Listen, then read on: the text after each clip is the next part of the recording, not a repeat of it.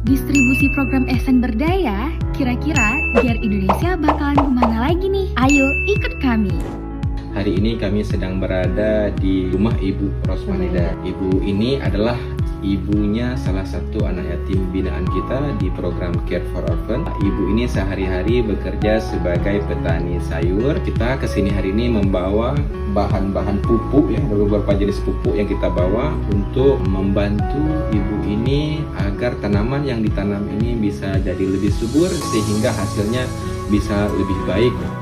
Hari ini kami Global Syariah Indonesia sedang berada di Desa Sim, Kecamatan Darussalam, Kabupaten Aceh Besar untuk mendistribusikan program Ihsan Berdaya kepada Ibu Aminah.